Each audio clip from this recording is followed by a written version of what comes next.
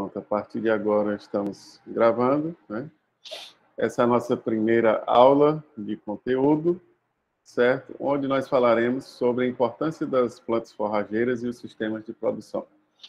O objetivo dessa aula é mostrar uma contextualização da produção animal no Brasil e no mundo, uma contextualização da pecuária, tá certo? Em relação ao ponto de vista econômico e ambiental, mostrar os sistemas de produção que existem, né, os principais, sendo que existem variações, mostrar um pouco das formas, né, do hábito de pastejo dos animais e também falar um pouco aí sobre os tópicos seguintes da disciplina. Então, hoje a gente vai falar basicamente sobre isso, para ter um panorama geral das plantas forrageiras, ok? Faltam 3 minutos para as 11 horas. Pergunto se todos responderam a chamada ou se falta alguém responder. Certo? Quem não respondeu aí, coloque, por favor.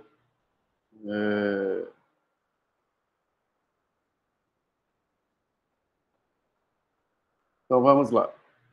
Bom, gente, primeira coisa que a gente fala é o seguinte: as plantas forrageiras, elas têm importâncias do ponto de vista social, econômico, ambiental e cultural.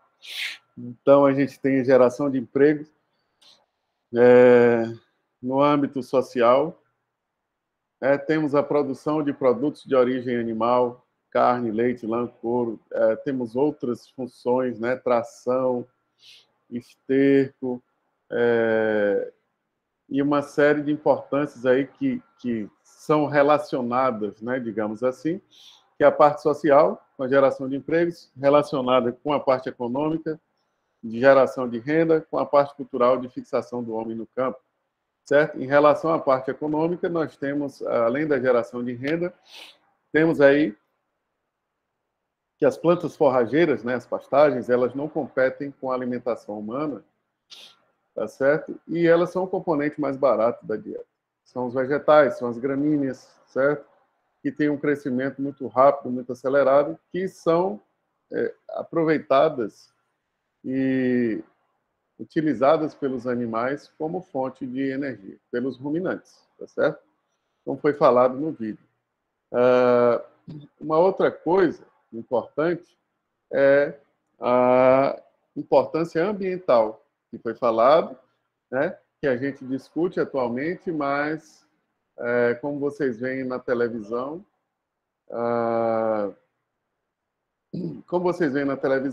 a gente tem algumas distorções. Pessoal, só um instante aqui.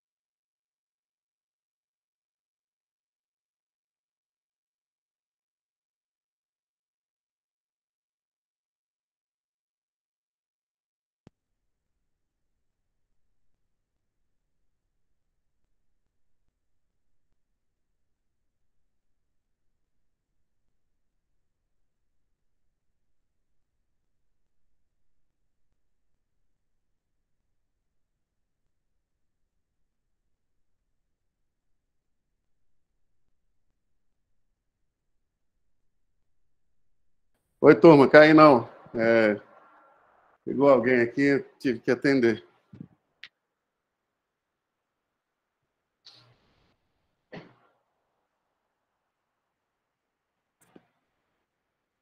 Peço desculpas.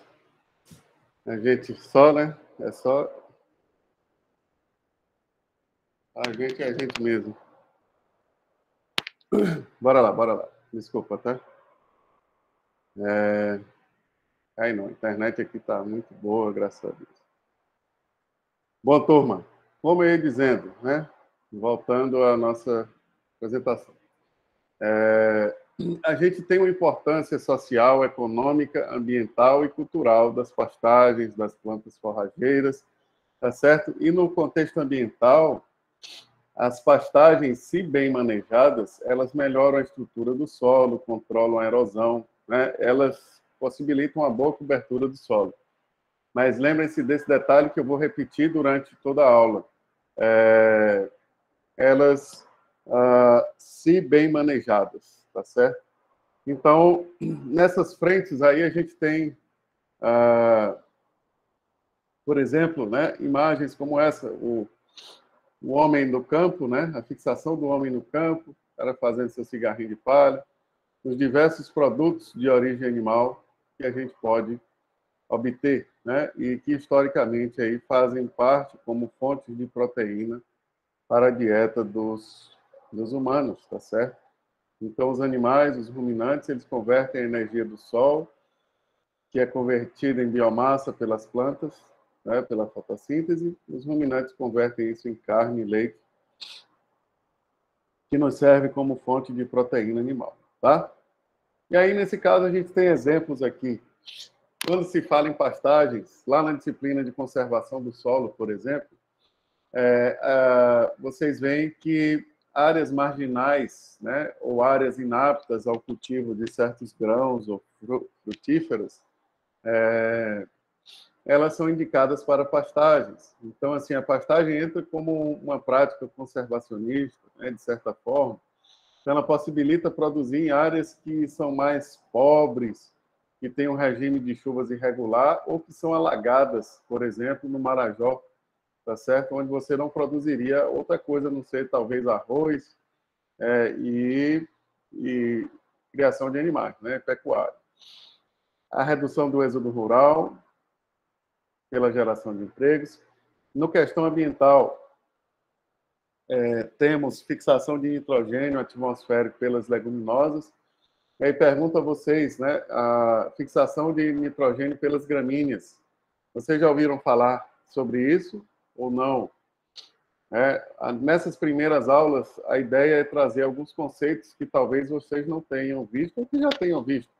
Por exemplo, gramínea fixa nitrogênio ou não?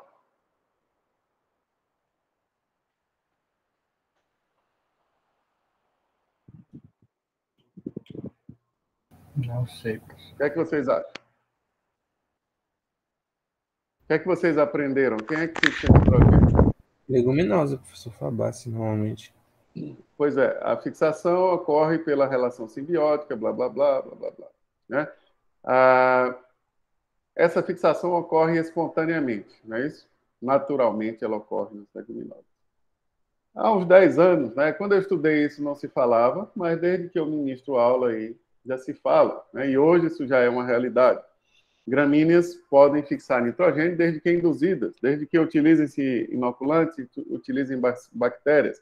E aí hoje tem uma bactéria chamada Azospirillum brasiliensis, que é usada no milho, por exemplo, que aumenta a fixação de nitrogênio. Então, existem estudos, pesquisas, e isso é um caminho, induzir as plantas a fixarem nitrogênio, por exemplo. Tá certo? Sequestro de carbono.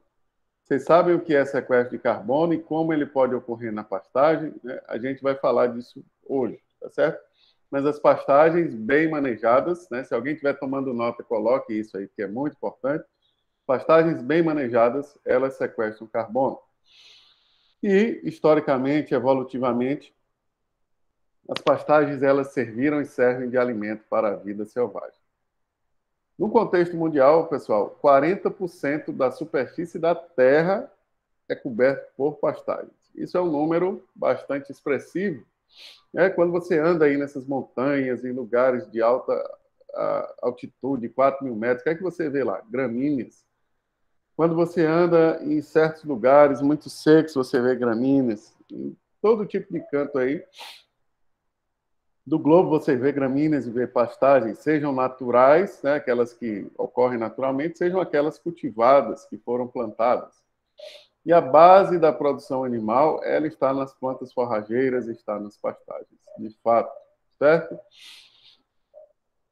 E o Brasil tem um grande potencial nisso, como a gente vai ver, dada a grande área de pastagens. E as pastagens também, elas nos prestam ou elas realizam serviços ambientais. Pergunta: vocês sabem o que são serviços ambientais? Já ouviram falar ou não?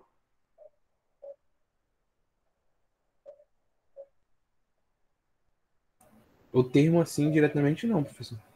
Serviços, ou o que é que vocês acham que pode ser, né?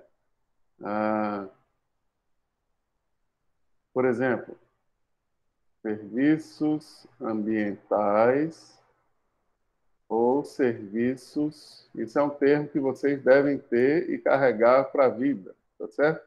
Ecossistêmicos. Se vocês não ouviram falar disso ainda, pesquisem, que a gente vai falar disso hoje. Verônica Paz fala, seria retirada de metais pesados. Seria retirada de metais pesados por quem, como e onde? Verônica, é importante aí dar uns detalhes, né? Retirada de metais pesados de quê? Da onde e por quem? Só para esclarecer aos colegas aí. O que seriam serviços ecossistêmicos? Se alguém conseguir aí dar uma Googleitada aqui, ó, serviços ecossistêmicos. São benefícios da natureza para as pessoas, da natureza ou de um ecossistema ou de um grupo de animais, de um grupo de seres vivos. Tá certo?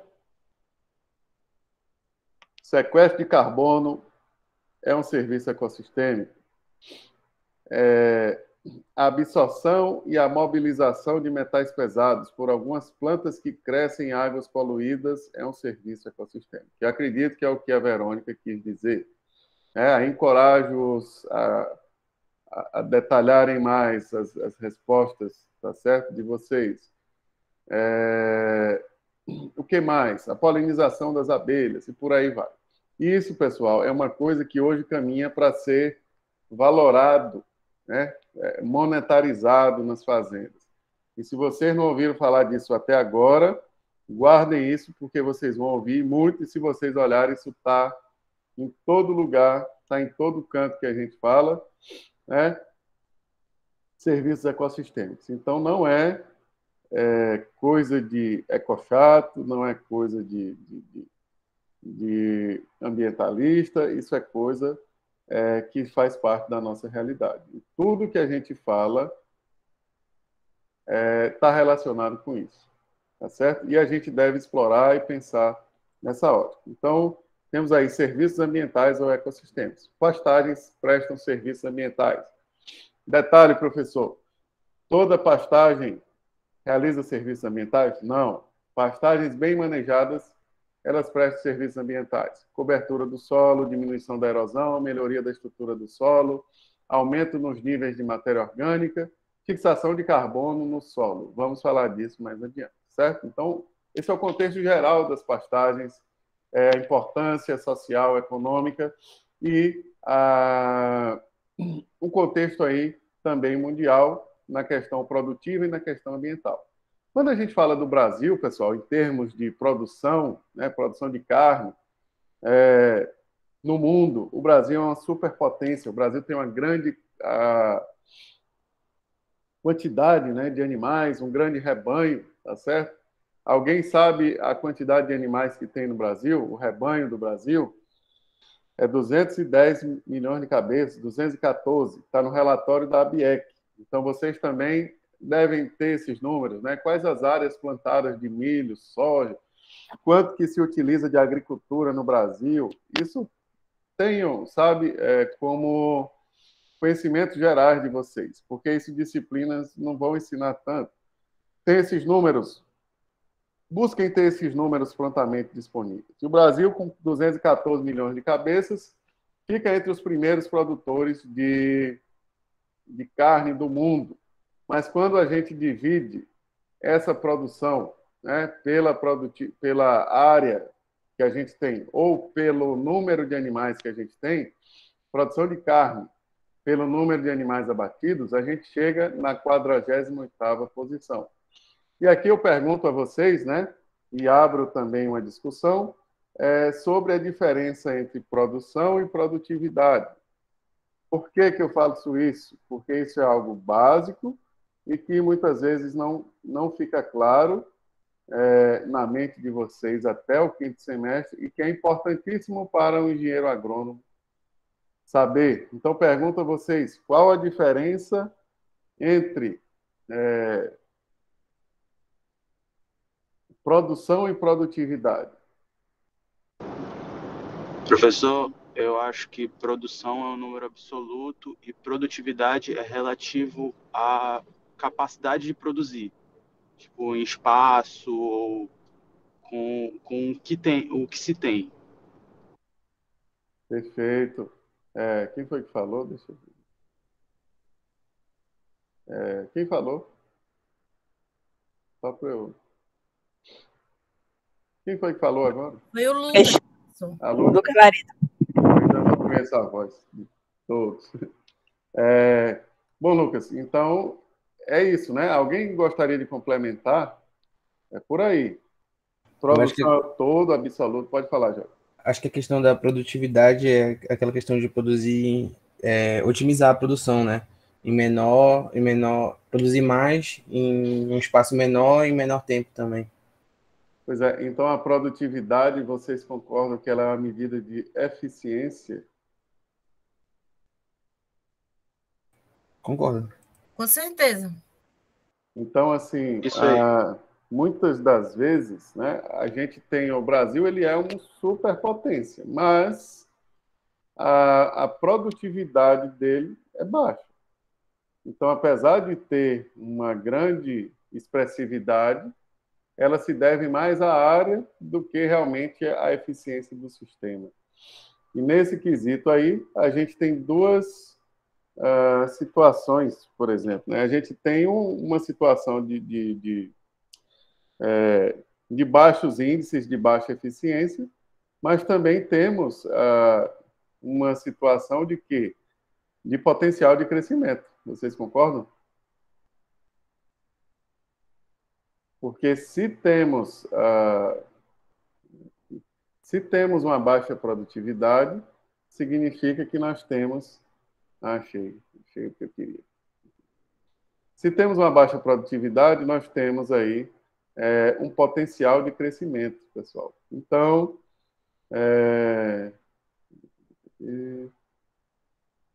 nesse caso, eu abro essa discussão de produção e produtividade, porque tem gente que acha que é a mesma coisa, né? Então, por isso que eu trago isso.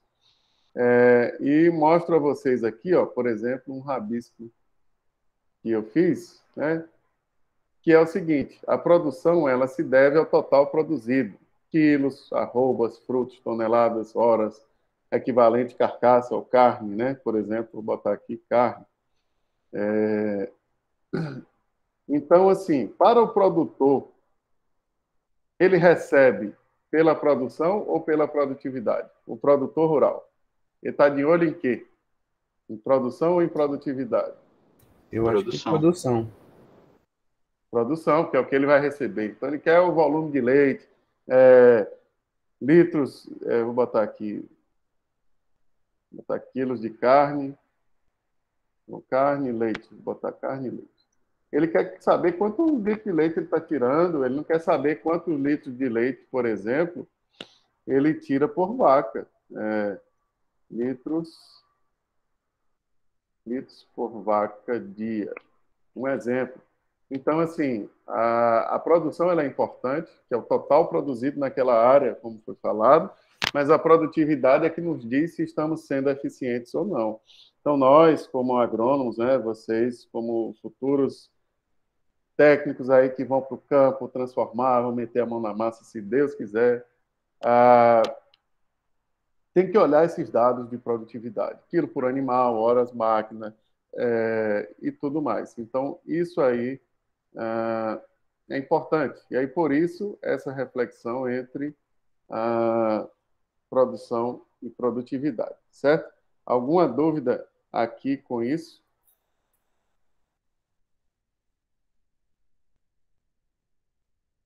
Não, professor.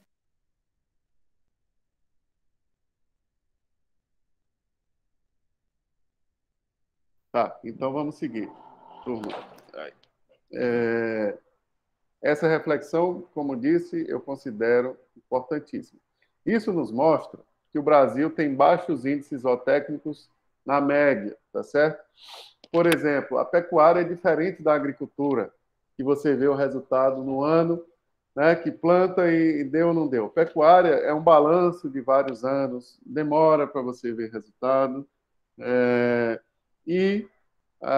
vocês, né, precisam ter planejamento e precisam também ponderar e monitorar esses índices que não são monitorados, de produção, de produtividade. E quando a gente olha a pecuária, né, da forma que ela é feita, na média geral, a gente tem uma grande disparidade de sistemas. Sistemas muito produtivos, mas, no geral, a gente tem um negligenciamento do manejo das pastagens, que é o que a gente vai estudar hoje.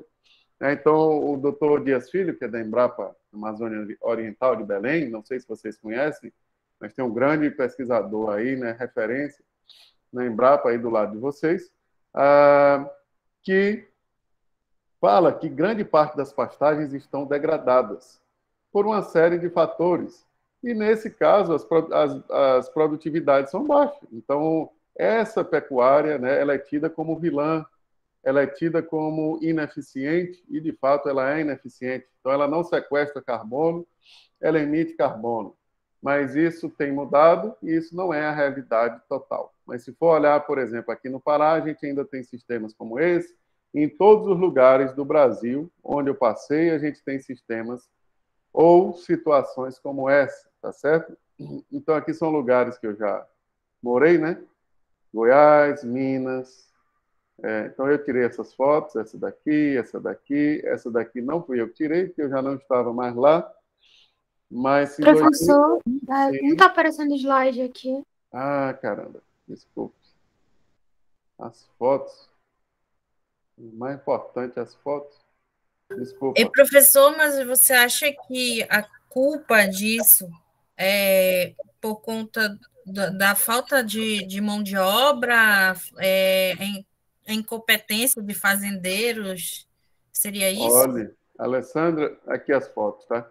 Isso é uma soma de fatores, Alessandra, que não dá para elencar porque assim, a gente tem a falta de assistência técnica, a falta de aceitação da assistência técnica, a falta de valorização da assistência técnica por parte dos produtores, principalmente aqui, né? Só que isso depende, você vai em Paragominas, é diferente, você vai em Imperatriz, em Balsas, existe um mercado muito grande, existe uma carência muito grande por assistência técnica.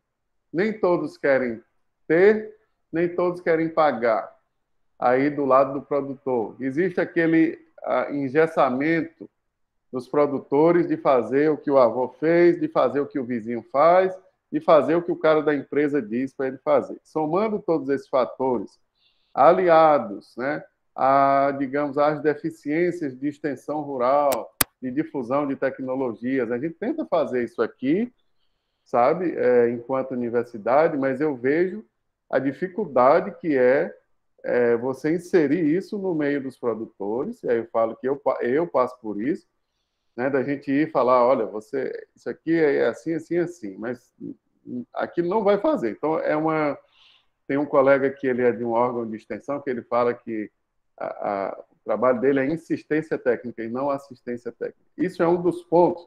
Outro ponto é falta técnica. Eu falei para você no primeiro dia de aula. Falta técnico. Está faltando técnico no campo. Está faltando gente para meter as caras e desbravar tudo isso. Falta difusão da pesquisa. falta incentivos, por exemplo, né, aos produtores. Então, quando você junta tudo isso, a gente tem isso, tem essas questões aqui. Falta planejamento, tá certo?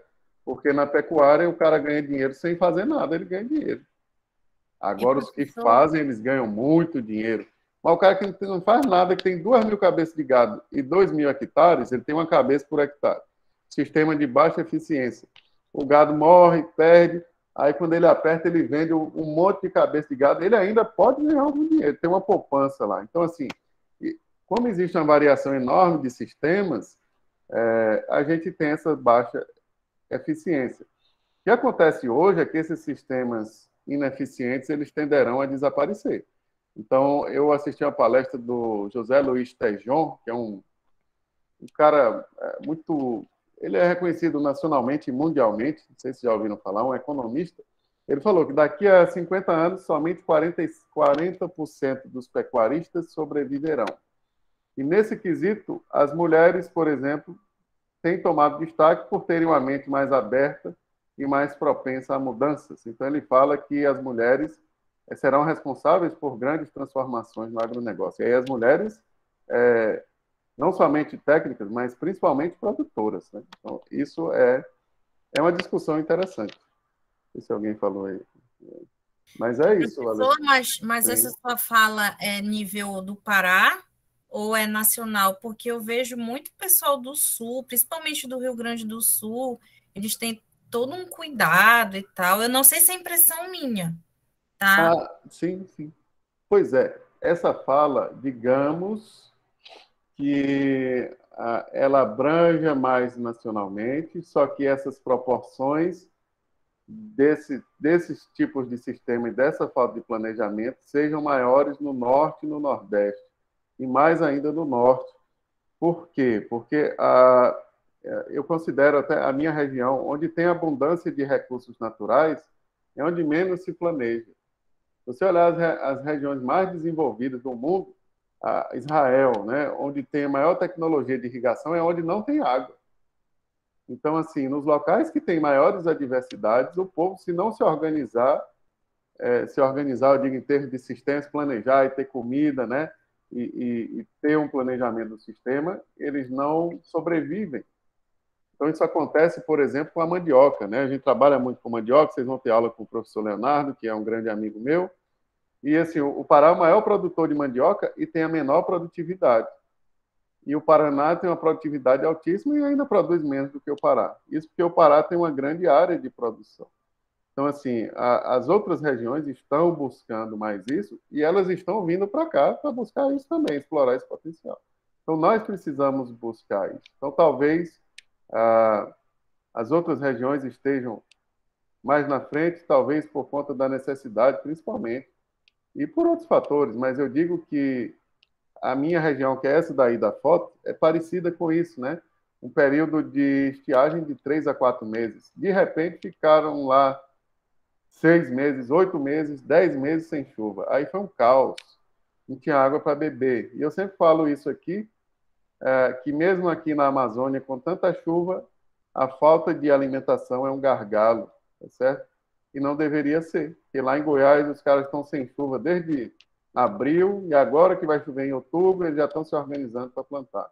E aqui a gente passa 3 meses de estiagem e os animais morrem também. Então, é uma reflexão que vai além da região, porque isso pode ocorrer nas demais regiões. No Centro-Oeste tem muito, tá? Minas, que é a degradação das pastagens, Alessandro. Que, assim, essa degradação das pastagens, ela começa pela falta de adubação, depois início da presença de plantas daninhas, pragas, doenças, e compactação e erosão do solo. Então, essas áreas que são constantemente revolvidas, que não há prática nenhuma, né, de cobertura do solo, elas são degradadas e os nutrientes são perdidos através de erosão, por exemplo, tá certo? Isso aqui é só um ponto. E aí eu trago para vocês, nas áreas de agricultura convencional, como é que é feita? Aqui em Paragominas, o solo fica descoberto. Eu planto uma safra e uma safrinha, o solo fica descoberto. Vocês vão aprender na disciplina que isso hoje não é mais uma opção, digamos assim. É uma opção, né? Porque tem muitos, mas isso está mudando. Então, outro dia eu fui lá em Imperatriz fazer uma palestra sobre integração lavoura-pecuária, que é para nessa época seca aqui eu tenho um capim verde e o gado comendo, e na época seca eu tirar uma safrinha de gado. A gente vai falar sobre isso. Então, existem tecnologias e alternativas para buscar e aumentar essa eficiência. E a base de tudo, eu sempre falo, ela está onde? Está no solo, está na interação do solo com as plantas, na química, na física, né, na biologia do solo, no carbono, na fixação de carbono, nas emissões de gases, na ciclagem de nutrientes. Então, tudo isso, vejam que vocês já ouvem falar sobre essas coisas. Isso é o que faz a catraca girar aí dos sistemas de produção agropecuários, né? Eu pergunto, né? Ontem eu perguntei a vocês já ouviram falar do sistema de avaliação de análise biológica do solo? Isso já é disponível, né? Se não ouviram falar, a Embrapa desenvolveu uma tecnologia para se analisar a saúde biológica do solo, sabe? Então, caminhando para parâmetros que dão ideia da composição, da saúde biológica do solo, pessoal. Então, isso é bem, bem legal, isso representa uma evolução, tá certo? Que não era falado, por exemplo, quando eu estudei, não sei se vocês já ouviram falar ou não, mas deixo aqui também curiosidades e novidades, né? Então, essa é a ideia, a gente ir aprendendo e trazendo as coisas. O outro ponto importante, que é o que eu falei no vídeo lá, e que é o que a gente entra muito na aula de hoje, é o seguinte, pessoal.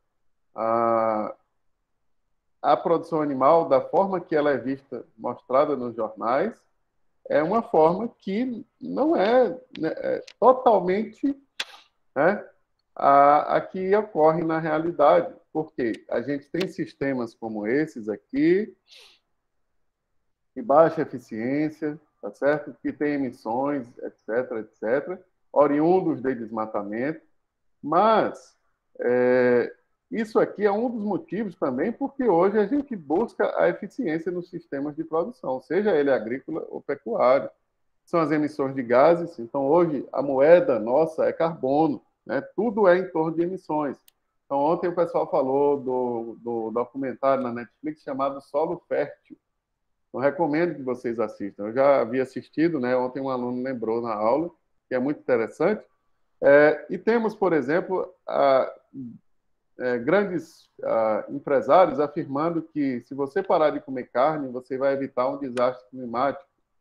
E, na verdade, não será e não evitará, tá certo? Deixar de comer carne, tem estudos científicos mostrando que deixar de comer carne não necessariamente, né, não obrigatoriamente, não deixará de aumentar as emissões, etc.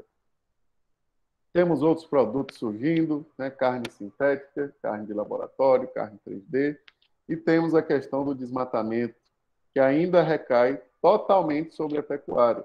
E nós sabemos que, apesar do desmatamento ter caído, ele tem aumentado novamente. Só que aí eu falo para vocês, pessoal, durante muito tempo a pecuária foi a desbravadora ou responsável por parte do desmatamento, né? Que era para a agricultura também, que muitas áreas dessas viraram agricultura, mas que o desmatamento ele caiu drasticamente, só que ele está voltando a subir. Só que essa subida hoje, se vocês forem pesquisar, a maior parte talvez nem seja da pecuária, seja do uso da terra, de loteamento, de madeireiros, de grileiros, que é o que a gente tem aí de exemplos que aparecem nos jornais, tá certo? Mas ainda se fala, né, se atribui tudo à pecuária erroneamente. Então, o que é que a gente precisa fazer? A gente precisa recuperar, a gente precisa mostrar o contrário, a gente precisa mostrar que não há mais necessidade de desmatamento, a gente precisa mostrar que a pecuária e a agricultura elas são produzidas nas áreas que já estão abertas, tá certo? Então, isso que a gente precisa ter e defender com argumentos e mostrar com argumentos. E aí é o que vocês vão aprender hoje aqui. Quando a gente fala da questão ambiental, né, a gente fala de emissões, que foi aquele vídeo que eu passei do professor Matheus, e a gente tem, por exemplo, da pecuária, tá certo? Algumas fontes, que é a fermentação dos ruminantes, a questão do metano, que não é o pum do boi, que é a eructação, né, que sai pela narina, os dejetos, que também emitem gases, e a mudança do uso da terra. E aqui entra a agricultura também, o revolvimento do solo, pessoal. Isso hoje talvez seja o ponto mais importante e responsável pelas emissões de gases. Por quê? Quando eu converto tudo que era floresta num determinado ecossistema, eu posso perder carbono ou eu posso fixar carbono. Isso vai depender de quê? Do tipo de sistema e do meu manejo. Então, por exemplo, lavouras, né, e pastagens degradadas, lavouras de plantio convencional, aqui em Goiânia, né, lavouras de plantio convencional que são todo ano reviradas, aquilo não traz sustentabilidade, aquilo pode trazer emissões, né?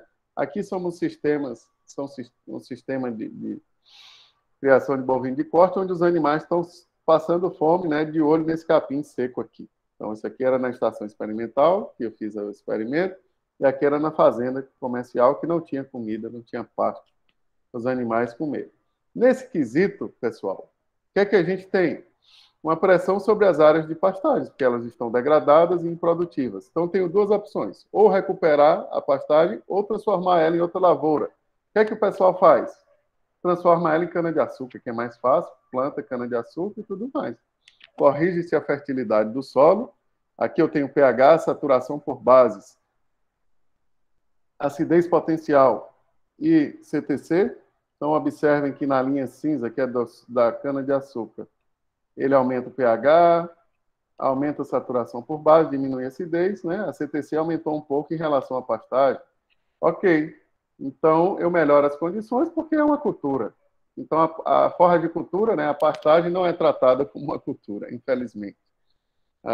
E aí o pessoal entra com lavoura e as áreas de lavoura engoliram as pastagens. Mas aí tem um dado aqui, ó, que eu destaco para vocês. Carbono orgânico no solo menor na cana-de-açúcar. Por quê? Talvez o manejo empregado nesse cultivo de cana-de-açúcar, de revolvimento, de queima, pode ter, né, induzido ou levado à diminuição do carbono no solo. Então, isso aqui é um ponto a nos atentarmos. O que é que a gente pode fazer também? Intensificar a produção animal, produzir mais com menos área, não pregar a derrubada de novas áreas, a abertura de novas áreas, porque não há necessidade. O Brasil tem 50 milhões de hectares de pastagem para ser trabalhado. O Pará tem uma área enorme de pastagem para ser trabalhado. E aí perguntamos, aonde isso está ocorrendo e vai ocorrer? Digo a vocês, né? As regiões Norte e Nordeste, elas seriam ou são as que têm o maior potencial de crescimento atualmente, porque as outras já cresceram, já tem boi saindo pelo ladrão, né, digamos assim, e aqui é onde está todo mundo vindo. Principalmente o norte, por ter muita área disponível. E quando vocês olham esse relatório da ABIEC, que é o que está lá, né, o arquivo chamado Sumário 2019, o dado mais atual aqui de 2019, ele mostra um crescimento de 30% no rebanho nos últimos 10 anos. Então, de 2009 a 2019. Esse aqui, o de 2016, 6%. Se vocês olharem, os estados da região norte detêm quase a maior parte do rebanho de gado de corte do país. Então, os bois eles estão no centro-oeste e no norte. Tá certo? E por que isso, né? Nas áreas de pastagens que a gente tem. As áreas de pastagens, pessoal, a tecnologia de criação de gado, de recuperação de pastagens, é considerada uma tecnologia de baixa emissão de carbono. Caramba, professor, nunca ouvi falar sobre isso. Pergunta, já ouviram falar sobre isso? Estou assumindo, né? Mas vocês já ouviram falar sobre isso? Não, professor. Pois é, isso eu tenho levado, sabe, pessoal, a produtores, nas palestras que eu faço, porque assim, a gente precisa defender e não somente defender, mas argumentar com o que a gente trabalha, que é o agronegócio, né? Não defender aberturas, o uso excessivo de fertilizantes, o uso excessivo de herbicidas, o uso indiscriminado dos recursos. Não, eu não defendo isso. A gente precisa defender a eficiência dos sistemas. E aí, isso não sou eu que falo, né? A Embrapa, isso aqui é da Embrapa, isso aqui é da FAO, tá certo? Tecnologias de baixas emissões, plantio direto, integração lavoura, pecuária, floresta, fixação biológica de nitrogênios, plantio de florestas, reflorestamento, corredores ecológicos. Com certeza vocês já ouviram falar sobre isso em algum lugar. Biodigestores, e recuperação de pastagens. Por que tudo isso? O que é que tudo isso tem em comum aqui? Baixas emissões de carbono. Então, pessoal, daqui a uns dias isso vai ser talvez requisito para a compra de um produto. Isso não é ainda, mas alguns mercados europeus já exigem isso. E a gente tem um sistema no Brasil que é um selo de rastreabilidade, que quando o cara chegar no mercado lá, vai ter um QR Code, né, que vai mostrar lá de onde aquela carne veio. Então, só vai ter, né, espaço no futuro produtos de sistemas eficientes economicamente e ambientalmente. Tá certo? Isso não sou eu que falo, isso é o mundo que fala, tá certo? Então, atentem-se para isso, não somente na parte de produção animal, mas também nas culturas, nos cultivos, na produção agropecuária. E aí vem a pergunta, né? O que é sustentabilidade para vocês? Olhando os objetivos do desenvolvimento sustentável, todos os projetos de pesquisa e extensão que a gente cadastra hoje, eles devem estar relacionados ou em consonância com os 17 ODS, né, da ONU, né, da FAO. Então, hoje, por exemplo, um projeto de pesquisa nosso, até eu esqueci quais, mas a gente recebeu uma avaliação, que ele se enquadrava, por exemplo, erradicação da pobreza, educação de qualidade, fome zero, não lembro quais mais, parcerias em prol das metas, vida sobre a terra. Então, assim, combate às alterações climáticas, o que a gente trabalha hoje com pastagens entra nisso. Então, tudo que vocês fazem, tudo que a gente está relacionado, está dentro disso aqui. E aí, quando a gente pergunta, né, para o pessoal o que é sustentabilidade ou por que ser sustentável, a gente tem diferentes falas, né? Ambientalmente correto, socialmente justo, economicamente viável. Ok.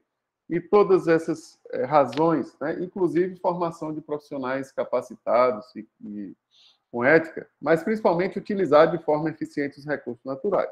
Ok? Quando a gente vai para o produtor, ele vai falar, Tiago, eu não quero saber de nada disso. Então, eu falo para os produtores o seguinte, manutenção da produtividade.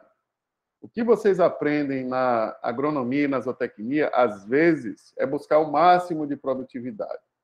E o que eu falo para vocês é, não necessariamente o máximo de produtividade e lucratividade é o mais eficiente, pessoal.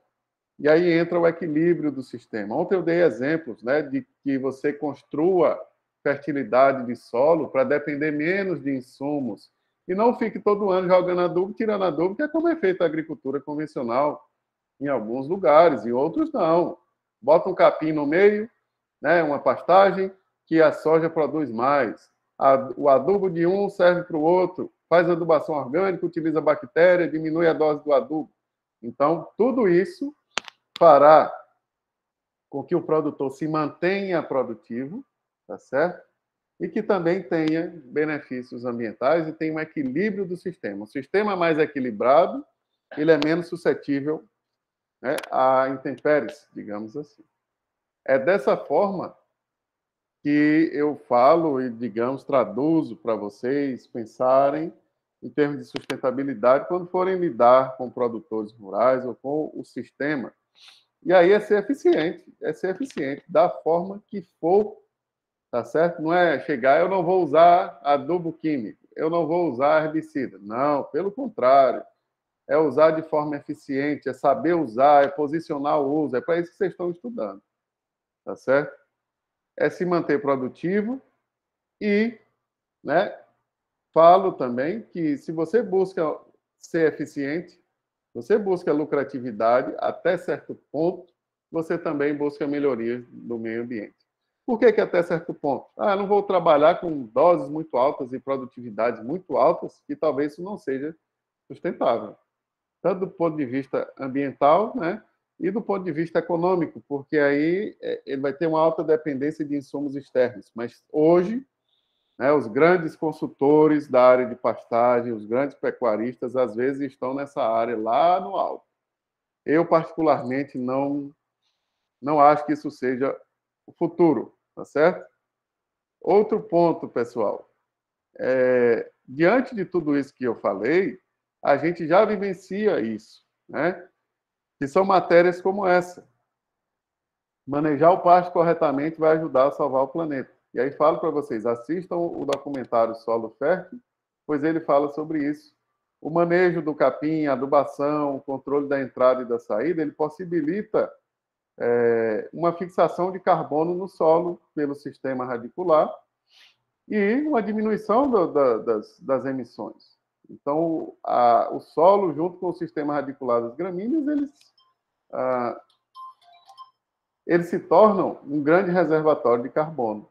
E aí, essa carne aqui do Brasil, é do Mato Grosso, né? Se não me engano, é Mato Grosso ou Mato Grosso do Sul, já criaram um selo, né, uma carne de carbono neutro. E essa carne ela provém de um sistema de integração lavoura-pecuária-floresta, onde eu tenho árvores e tenho a pastagem fixando carbono, tenho um sistema de alta eficiência econômica e ambiental. Então, é esse tipo de produto, esse tipo de coisa que vai vigorar no futuro. E por que, pessoal, as pastagens fixam carbono, ou como que isso ocorre? Como é que está sendo estudado isso?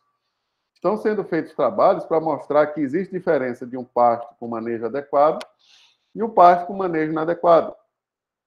Qual que é essa diferença? Aqui eu tenho adubação, tenho reposição de nutrientes, tenho calagem. Tudo isso aqui era mata, há 30 anos atrás. Isso aqui é de Minas, né? Lá da Estação Experimental de Capinópolis. Tudo isso era mata há, sei lá, 30 anos, vamos botar aqui 30 anos atrás, que já tem um tempo que eu terminei o doutorado, 20 e pouco, 30 anos.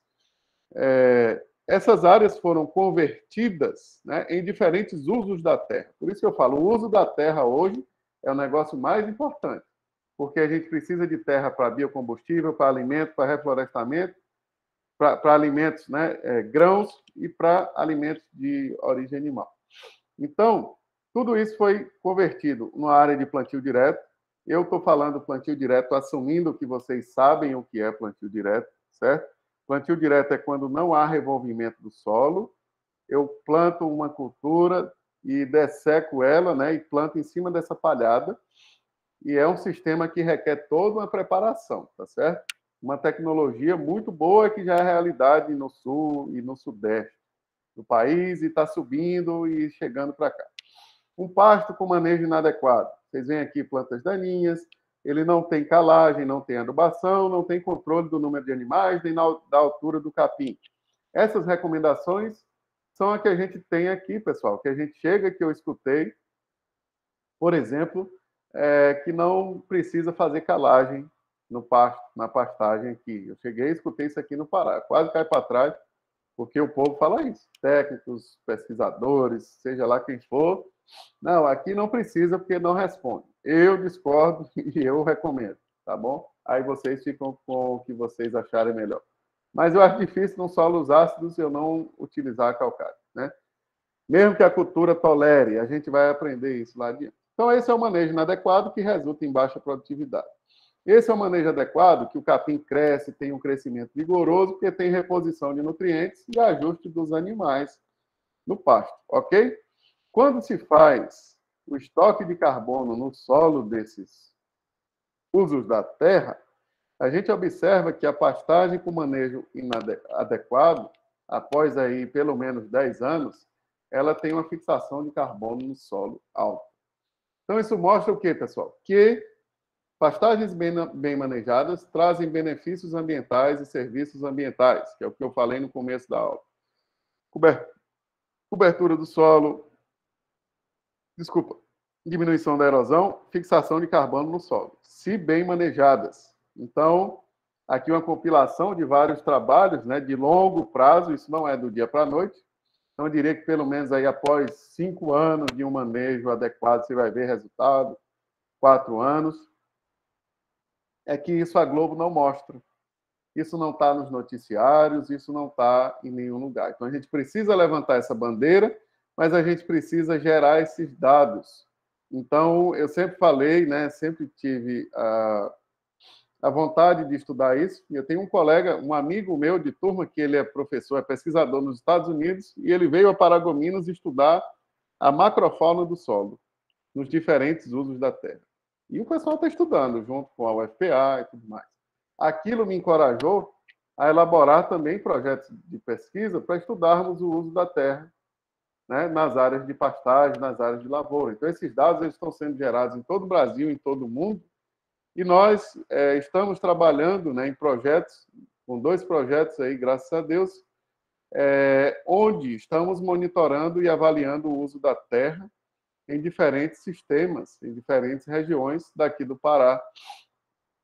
Então, a gente tem, por exemplo, uma saizal de 15 anos, né? A gente vai estudar os estoques de carbono, aqui as características do solo, por exemplo, nas diferentes profundidades, né?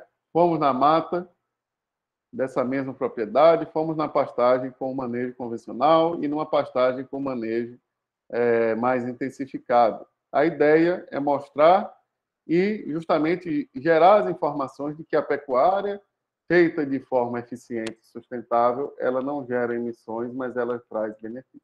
Se não gerarmos esses dados, ficaremos chovendo no molhado durante todo o tempo. E aí acredito que em breve levantaremos essa bandeira aí, se Deus quiser. E aí, nesse quesito, pessoal, é preciso ter planejamento dos sistemas de produção, certo? E, para isso, é importante equilibrar a quantidade e a qualidade. Quando a gente fala de produção animal, a gente deve pensar sempre em arrobas por hectare ano ou litros de leite por hectare ano.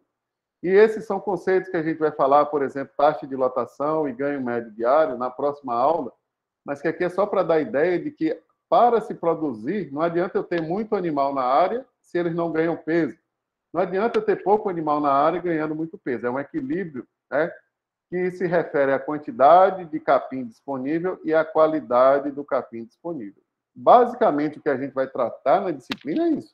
Quantidade, que é produção, qualidade, que é manejo, né? Altura, a entrada e etc. Isso nos dá a produtividade em arroba por hectare ano. Quando a gente chega nisso, pessoal, nós temos aqui, por exemplo, um potencial de produção que ele vai adiante, né? Então, a pecuária intensificada de forma sustentável, ela pode ser muito eficiente do ponto de vista ambiental, como eu mostrei, e do ponto de vista econômico. E aí eu trago um termo para vocês, que é a segurança alimentar do rebanho, tá certo?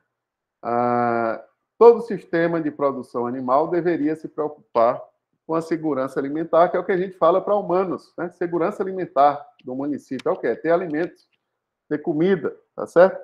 Uma fazenda, ela precisa ter segurança alimentar. E aí eu fiz uma analogia desse termo, também trago ele para usarmos na pecuária. Gente, vou só pegar uma água aqui, vou dar uma segurada aqui de 2 minutos, tá certo? Se alguém quiser ir ao banheiro, rapidinho.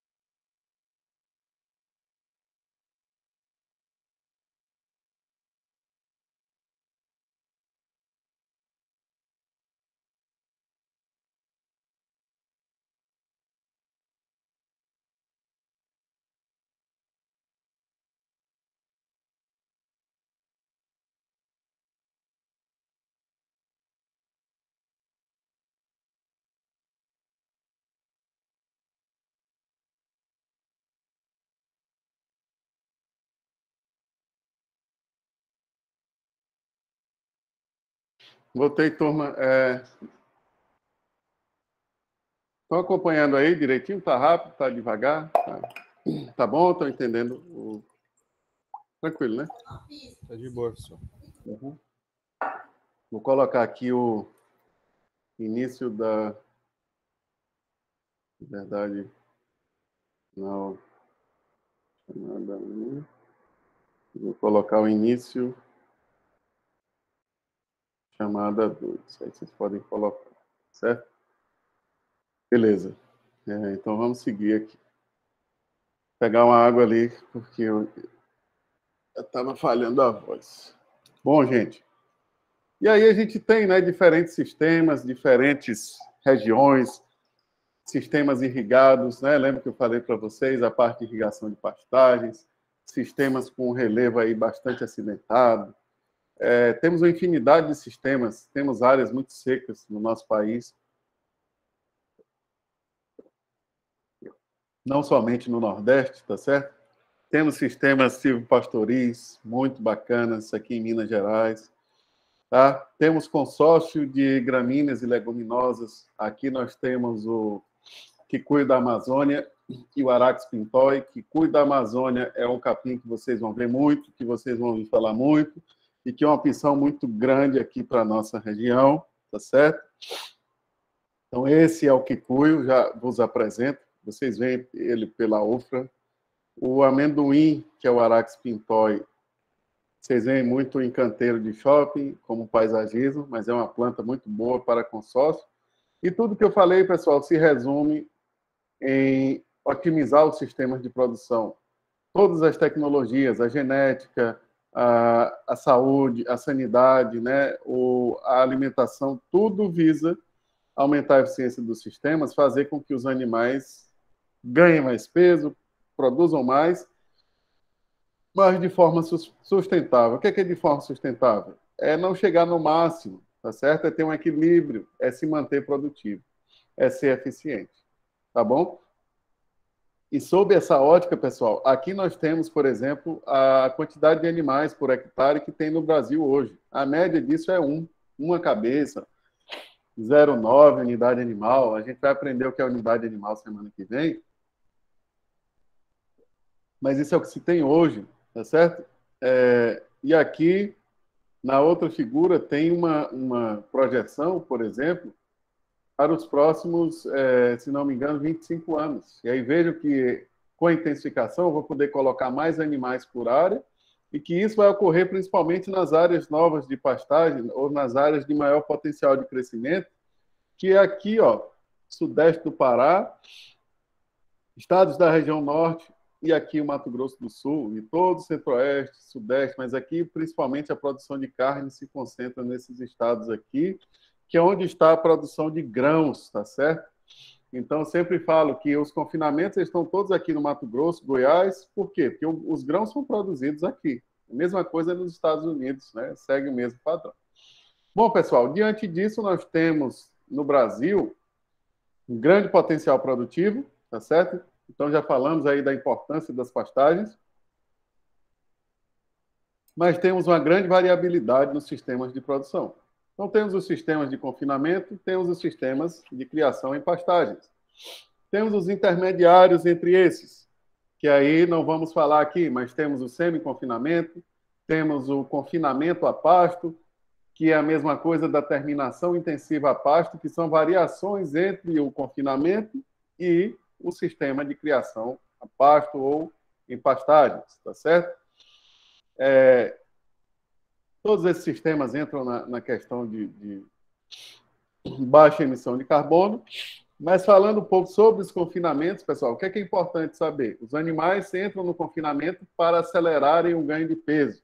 É igual a gente, né? Eu, no meu caso, que moro fora, quando vou para casa no final de ano, que aí você come todas as comidas que gosta, o pessoal faz o que gosta, come acarajé, não sei o quê, e você volta gordo igual uma bola depois das festas de final de ano. Todos vocês que moram aqui também fazem isso, né? Nas festas de final de ano. Então, é como se a gente estivesse no confinamento, tá certo? Você coloca o animal lá para ele acelerar o ganho de peso ou para ele produzir mais. Ontem o pessoal resgatou a questão dos confinamentos também de animais de produção de leite, né? Os compost barns, que são aqueles galpões que as vacas ficam lá o dia todo e é feita uma compostagem da cama, que em comum, né, nada mais é do que os animais ficarem presos também, que apresenta mesmo o sistema aí do mesmo princípio do gado de corte. Então, no sistema de confinamento, os animais recebem silagem, recebem forragens conservadas, recebem subprodutos e tem geralmente uma maior proporção de concentrado, porque no caso dos bovinos, né, de corte, eu quero acelerar o ganho de peso, tá certo? Se tiverem dúvidas aí, podem falar, por favor. Aqui, pessoal, eu tenho, por exemplo, um confinamento experimental com baias individuais, onde era avaliado o ganho de peso e o consumo. Então, essa foto é do meu experimento de doutorado, na Estação Experimental do Triângulo Mineiro, né, chamada CEPET, da Universidade Federal de Viçosa. Essa foto aí foi em 2012, quando eu conduzi os confinamentos do meu experimento de doutorado. Eu tinha que limpar o coxo todos os dias, catar fezes, pesar os animais, fazer uma série de coletas para gerar os dados de desempenho. Esse é um outro confinamento experimental da Universidade Federal de Goiás, né, de quando eu estive lá, que se aproxima mais de um confinamento comercial, e esse é um confinamento comercial, também lá no Triângulo Mineiro, aqui em Paragominas tem alguns, mas esse aí tinha uma capacidade para 10 mil animais. Então, sendo que os animais passavam aí de 90 a 120 dias, 4 meses, então ele dava 3 giros, fazia 3 giros de confinamento, 3 giros de engorda com 10 mil animais, então 30 a 40 mil animais por ano. Então, é bastante coisa, né? E aí, pessoal, isso requer um planejamento para alimentação. E o que é que eu falo para vocês? O animal, ele não necessariamente passa a vida toda, né, no confinamento.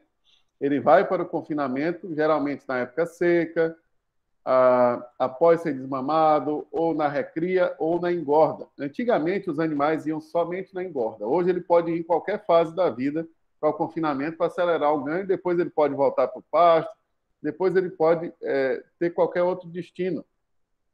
Mas o que eu quero dizer a vocês o confinamento ele é um complemento do sistema de criação em pastagem, e não uma exclusão, né? São sistemas complementares, porque esses bois aqui vieram da pastagem, né? Vieram do consumo de pasto. Tá certo? Bom, nos sistemas de criação em pastagens, a gente tem aí uma flexibilidade maior, uma complexidade maior. Eu tenho aqui um ecossistema, solo, planta, animal, clima, tudo interagindo entre si. E aí o negócio é diferente, pessoal. Eu tenho diversas formas de pastejo, né? Diversos sistemas, como esse daqui, que é um pivô central com um consórcio aí, né, de gramíneas e leguminosas. Isso é no sul, tá certo? Gramínea de inverno. Mas os animais pastejando no pivô central que caminha com um fio e eles vão pastejando lá. Isso é um sistema diferente do que a gente vê por aqui, tá certo? Bom, pessoal, nesse caso, a gente tem sistemas, por exemplo, como eu falei, integrados, sistemas silvipastoris,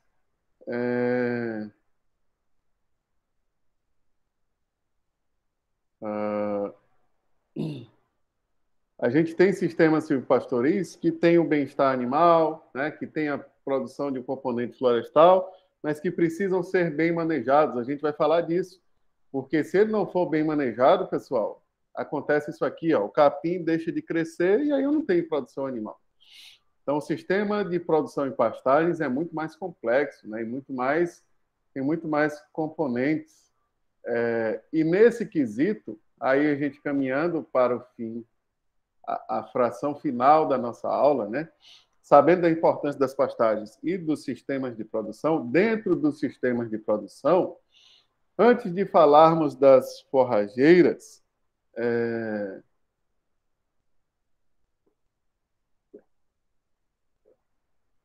Antes de falarmos das forrageiras, é importante conhecermos os hábitos de pastejo dos animais. E aí até falo para vocês, busquem, eu vou ver se a gente faz um compilado, Aloysio, do hábito de pastejo de cada animal. Talvez nem tenha, assim, vídeos separados, mas tem de equinos, tem de caprinos e ovinos e bovinos, né? É interessante que vocês vejam como os animais pastejam e também é importante saber o que está dito aí nesse slide, né? Duas informações preciosas, que animais ruminantes de grande porte, eles conseguem, né, aproveitar melhor forrageiras de baixo valor nutritivo e, consequentemente, eles são menos seletivos. Eles são menos seletivos. Por exemplo, os bubalinos, né? Eles comem até a planta daninha do pasto, comem tudo.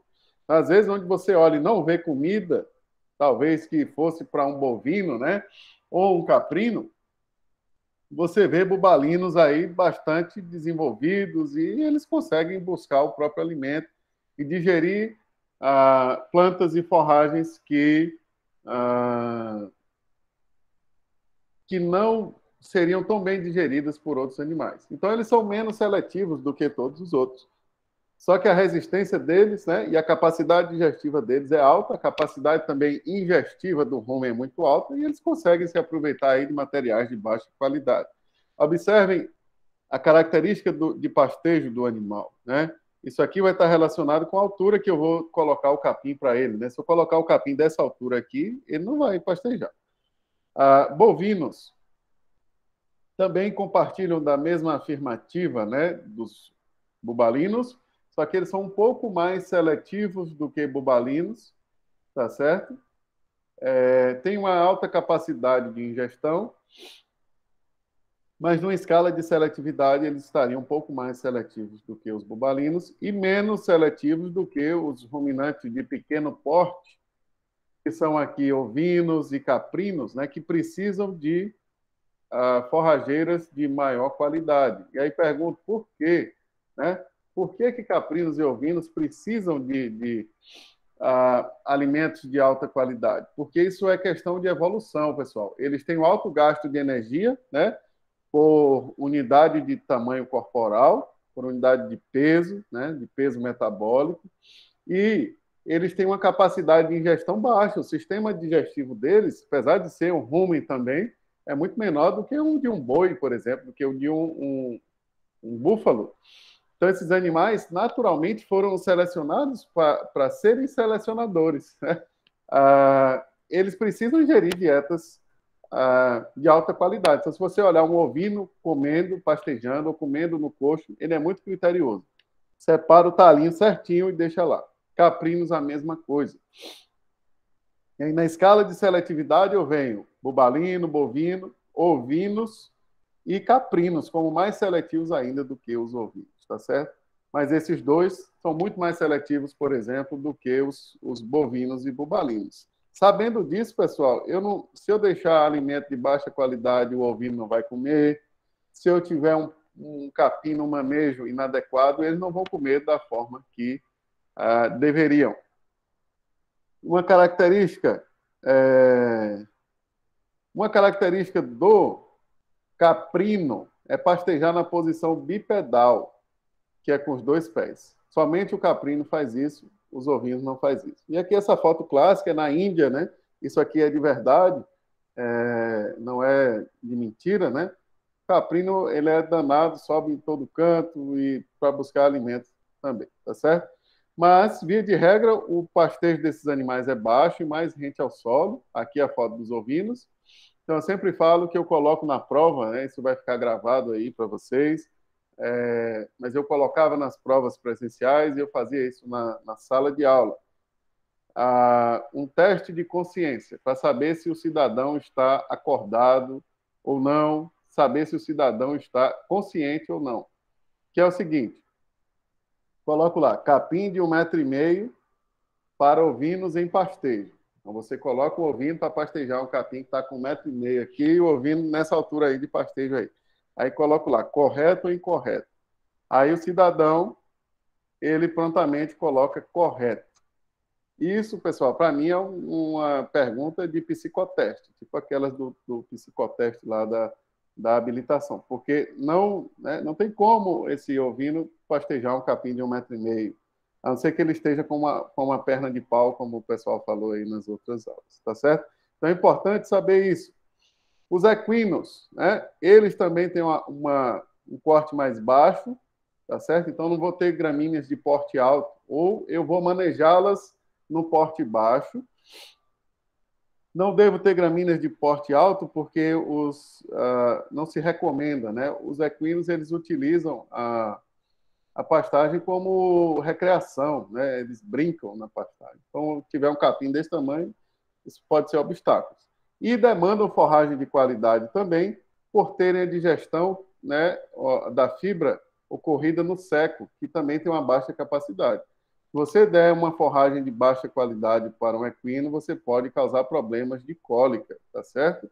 Então, pessoal, essa é a característica de pastejo dos animais. Então, nesse quesito, é importante conhecer a forma como os animais pastejam, porque, para isso, a gente vai precisar adequar as gramíneas, né, de acordo com esse fator e de acordo com outros fatores também.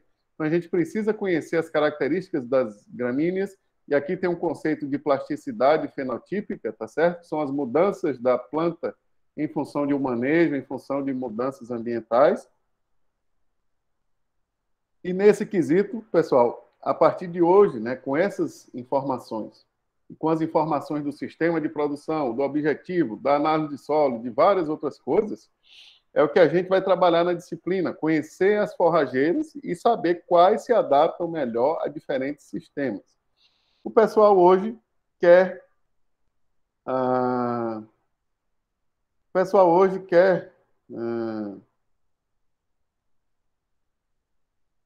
quer uma forrageira milagrosa.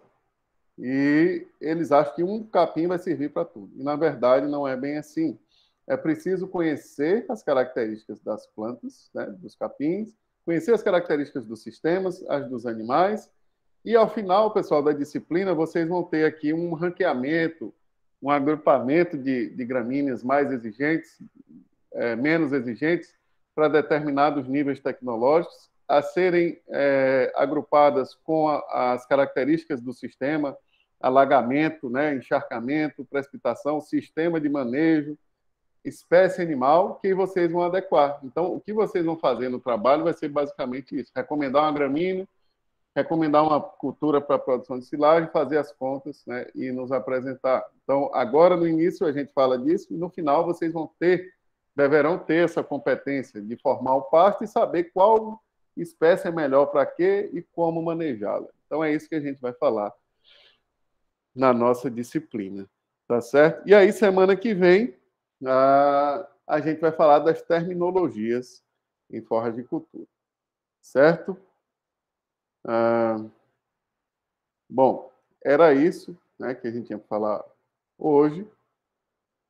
E semana que vem a gente continua, se Deus quiser. O que é que eu peço a vocês? Coloquem aí o presente, todos. Se tiverem dúvidas, podem me mandar. Pode ser até pelo WhatsApp, dúvidas, né? Dúvidas, eu digo, relacionadas a conteúdo. Dúvidas de conteúdo mesmo, não dúvidas da disciplina, né? Que isso aí é melhor a gente tratar com o representante. Mas eu digo dúvidas de conteúdo, tá? E eu sempre tenho mandado aí oportunidades de emprego, eventos que eu mando no nosso grupo do GEFAM, e eu já solicitei ao Aloysio para encaminhar os representantes de vocês para mandarem nos grupos. Tá? Então, acho que é isso, pessoal. A gente vai, né? Eu acho que eu já finalizar a gravação.